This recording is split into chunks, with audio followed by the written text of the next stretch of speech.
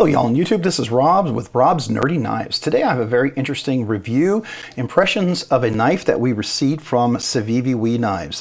This is the Elementum Flipper version 2. It was passed along to our Apex group, which is a group of different knife reviewers, and we get to pass this along so we each get a chance to handle it.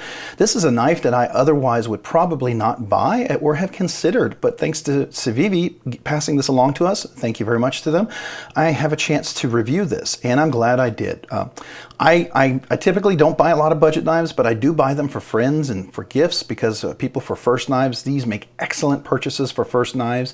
They also make great beater knives or user knives, a knife for your car, maybe for a toolbox or a bag that you have, like if you go to the range or different things like that. It's always nice to have a pocket knife, and there are different ones that I like to carry along, and one of the ones that I've been recommending recently was the CJRB Pyrite. Great knife. But you know what? I hadn't had a chance to try this out, and I will tell you, little spoiler, this is definitely going to be something I'm going to recommend. This is definitely a contention because the aesthetic is so different.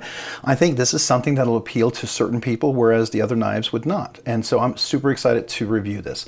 So let's talk a little bit about this. This is a Civici knife. Civici is the budget brand of WE knives. Now there is a super budget brand called Sencut, and they make some excellent knives too. There's a couple of them that I want to be reviewing here shortly, but this is a traditional one. This is one of their huge ones. This is the Elementum. Kind of broke the wall, if you will, on their budget knives. This was really a huge seller. It's kind of like the bug out for Benchmade. This is the Civici Elementum. It's fantastic. Matter of fact, I have a micro Elementum in my collection that I use to open envelopes, and I should have probably brought it out here, but it's a much smaller knife. It's a keychain knife, and I love that one. This is a really great little knife, I'll just tell you. It is made, this is the OD Green G10 scales on it. This is a steel deep carry pocket clip, and it is Nitro-V steel. So Nitro-V is a great budget steel with a hollow grind. Now it's a smaller knife, right? It's not. They had a different version. The frame lock flipper, that one was a little bit bigger. I think that one was probably close to 8 inches or so, maybe a little bit more. But the blade was definitely like 3 1/4 or something like that. I think 3 1/2. It was a much larger knife. This is a much smaller knife. Now this originally came out without the flipper. It was just a button lock, and you had to button lock it, and it was tight enough you couldn't flick it. It was locked in there really well. And it was a great knife, but when they did the frame lock, that really took off really well, right? And now, coming out with this version 2 with the flipper and the button lock, this is just a great budget contention. I mean, the price that you're going to pay for this, it's absolutely fantastic. The Nitro-V steel, which is hollow grind, which is really a great budget steel. I put it right up there with 14C28N. Put it right up there with like even CJRB's ARRP M9, 154CM, you know, the ingot version, not necessarily the CPM version, but you know, that's really probably a little bit better than all of that, but you know, these would be a little bit behind that, but still great steel, great budget steel. I think it's a great bang for your buck, right?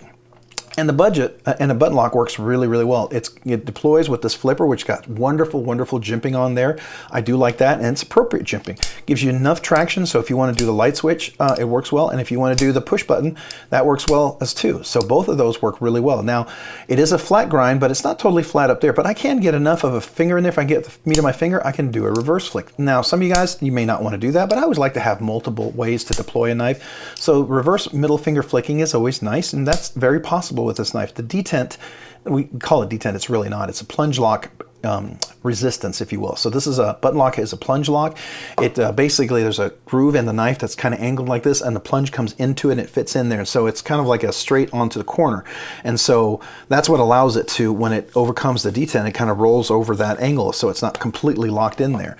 So when you do that, you can actually, you can break the plunge lock resistance that's there, because you're actually kind of overcoming that part, right? And that allows you to deploy it. And if there's just enough, you know, you have what you can do is a nice flip open of the knife, and that works really well, I think.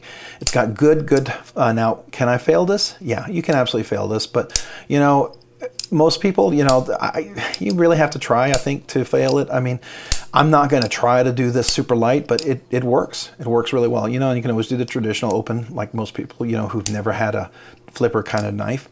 So there's always that. Let's see here. It opens definitely with a button lock, so you can do the button lock flipping, you can do the flipper flipping, so that works, and you can do the middle finger reverse flicking. Those are all ways to open it. It has steel liners, which work really well, and it is a liner lock. And what am I saying, liner lock? Duh, it's a button lock. I don't know why it has steel liners, I always think liner lock. Sorry about that, a little brain fart there.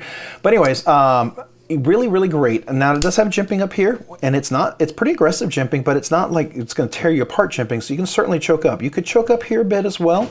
It does allow you to choke up here, but you know, you got to be careful with that choke up. I think it'll work.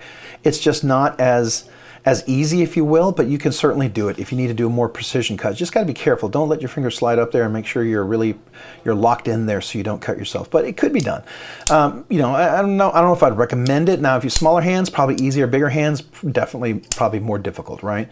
But I have medium to medium large hands. If you notice that mine are large widthwise, they're medium lengthwise, and so I have got almost my whole hand on there. If you're extra large, I think you're going to be a little bit off. You might still be on there. It might be comfortable enough for you to have almost like 3.5 fingers on there. You're double extra large, you're definitely going to be doing a 3-finger grip, unless you choke up. And if you're okay choking up, then make sure you don't have giant meaty fingers where you're going to get real close to the choil there in the blade. So there you go.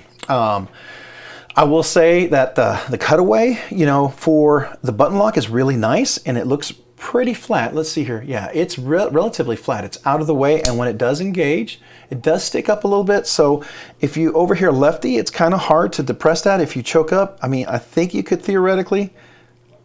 Could you? Yeah, I don't know. You really have to be all the way in to disengage that lock. So the plunge lock does engage, and if you can see that, the plunge lock does engage pretty well, pretty solidly in there, and that is almost a good 50% of the blade. So that's going to be kind of hard to depress it with the left hand. Is it possible? Probably, but you know, if you're going to do lefty, just make sure you're back here and you're not choking up. If you're going to choke up, just be careful with that. You know, maybe use your right hand. I don't know. It is a right hand only tip up. You can't reverse it, which is kind of a bummer, I think a miss. And I would imagine in future releases they're going to fix that, because that just makes a lot of sense to make sure that you can do a left-handed swap. Maybe they're going to release just left-handed versions of this, and that's how they'll address that, but that's fine. But right now this is a right hand only. Now if you're left-handed, you could carry it right-handed and be okay with it, right? The point of that is carrying right hand is that it's going to carry inside your pocket, and this is going to be the liner of the pocket. You don't want it out where it could accidentally deploy and cut you, right? So this will keep the knife securely in there in your pocket. So that's the idea of that, all right? So let's do some measurements on this knife. Let's see how much this guy weighs. All right, so the weight on this knife is 3.15 ounces, so it's not too terribly heavy. It's relatively light, 3.15 ounces. All right, so let's see what the length on this knife is. So we're looking at a knife that's 7 inches, just a hair over 7 inches overall. The blade, if you go for the tip of the handle, is going to be a full 3 inches for sure. If we go to the cutting edge, we're about 2 3/4 of an inch. So 3.15, it's close in ratios. It's not perfect, but it's pretty darn close. I mean, at 3 3/4 inches, I think it's a great knife. It's definitely a small sort of light carry EDC, something discreet, something if you don't want a giant knife or something, this is a perfect knife, right? That's definitely a benefit there. So let's go ahead and do the blade stock thickness on there.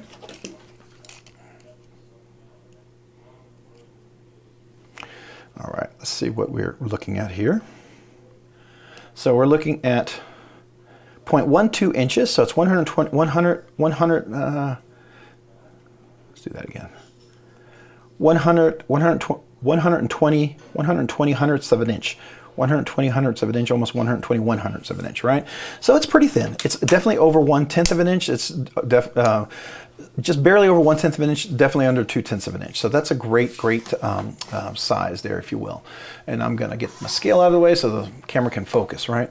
So as far as that, I would say, is this a budget? You know, knife category, this is a budget, absolutely. This is definitely under the $100 range. I believe these run, if I can remember correctly, they were listing on $59 or $69, I can't remember. Nitro-V, sometimes it's a little bit more, I think it was $69. I'll have to double check that. But it's definitely under $100, so I consider this a budget knife, absolutely, and it's a great budget knife.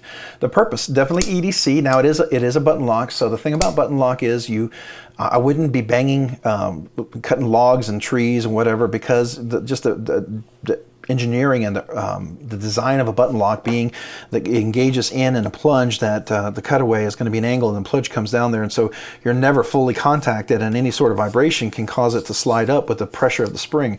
So, you know, by definition, this is not a beater type of knife. It's purely, I think, a great EDC for 99% to maybe 95% of us who carry this to cut boxes, to cut envelopes, to cut packaging, maybe fertilizer, dog food, cat food, maybe plastic on water bottles, you know, soda cans or whatever. We have 6-pack. This is going to be a wonderful, wonderful knife. It'll work really, really well. And by the way, if you're doing the reverse flake, you want to make sure you get it down low. You don't want to go up too high. Low, it's much easier to get there, and you've got to make sure you get a good full pressure in there and come in at an angle. So anyways, and if it's a little slippery, then make sure you dry off your finger. But anyways, so definitely a budget knife. Purpose, we already talked about that. We talked about ergos and feel. So in the handle, I'd say it's really comfortable. It's nicely chamfered. Everything is rounded on the handles. The scales are comfortable. They're not contoured, but they're rounded, so they're very comfortable. And this clip, you know, even though it does come up, it kind of flattens out here. It doesn't dig in. It's not a hot spot. I can hold tight. Got good jimping for presentation. It's going to hold really well. It works both left-handed, right-handed the same way. And as far as that's concerned, it's got, like I said, the jimping up there is really great. The deployment is wonderful. The flipping works really, really well. And I like that. And, you know, as with a button lock, you know, you can also use the button lock to open and close it. So there's that. Closing, you know, with a button lock, it's like, well, it's caged ceramic ball bearings, so it's going to have just beautiful drop action.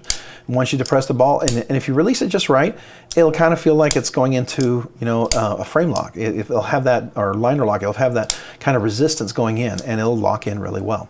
So, fidget factor. So because it only has a button and a flipper, you know, I think the max you can get out of this, to me, you can get a 6 out of 10 is the max you can get out of fidget factor, and I would give this probably a 5 out of 6. So, you know, I'm going to give it a 85 to 90% rating as far as success for fidget. It's definitely fidgety. Definitely fidgety, but you know, for me, because of the size and what it was, how I would use it, this is not one I would carry out and walk around and fidget with all day. This would be more of a workhorse that I would have in a bag, I would have in a toolbox, I'd have in my car, and when I needed it, I want to be able to pull this out and use it. So definitely would do that. So for me, the fidget factor it's there. It's just not as great as some of the other knives, but it is a budget knife. And so for a budget knife, the fidget factor it's great. It really is. I mean, it's fantastic. It's just not a high-end knife, and that's okay, because, you know, knives are for different purposes. For some of you guys, you know, this may be a really nice knife if you're just getting into knives. This is a great knife to start with. This may be a higher-end knife if you're used to gas station knives, or the really you know, inexpensive you know, 440 steel type of knives that cost $9, $10. This is definitely a step up. You will notice the difference. It's significant. If you wanted a beater knife, something, and you have a nicer knife, this still will work really well, and you'll feel comfortable and you'll feel solid with it, and you'll be happy with it, and know that you're not going to be destroying your nicer knife, because you can replace this. You know, that's the nice factor about this. So my overall thoughts on this knife. My overall thoughts on this knife is it is great. It's a budget contender. I have several knives that are in my budget realm. I think like the Kaiser Lieb is one. I think the Pyrite from CJRB. I think the QSP Penguin, the Mini and the regular Penguins are big contenders as well. And then there's the Civici Elementum. This is absolutely both the liner lock and the button lock. Now, the button lock is definitely great for smaller hands. I wish this had come out when I was buying a knife for my sister-in-law. She would have loved this. This would have been perfect size for her, because this is exactly what she was looking for, and she would have liked the button lock and the flipper. I ended up getting her what did I get her? I can't remember, but anyways, but it's similar, but it was a different manufacturer. But I think she would have really, really liked this, and so. But definitely a great knife as far as a gift. I'm definitely going to keep this in my list of knives for buying as gifts. Absolutely, and it's definitely going to be my recommended budget knives. So for sure, and I think it wouldn't be a bad thing to consider if you were to get this. I mean, it's just great value, really, really great value. And Civici just knocked it out of the park. The texturing on the G10 is great. I don't know if I talked about that. It gives you enough texture and control on the hand. You're not going to feel like it's going to slip out of your hand, but it's not going to rip your pants when it goes between the clip. The clip gives you great retention. It is a fully recessed clip into the scale with recessed screws, so it's a cut out into the scale, and the screws are fully recessed, so you're not going to have any catching there. That's really fantastic. Definitely fully deep carry, as you can see. I mean, the knife is completely just about hidden.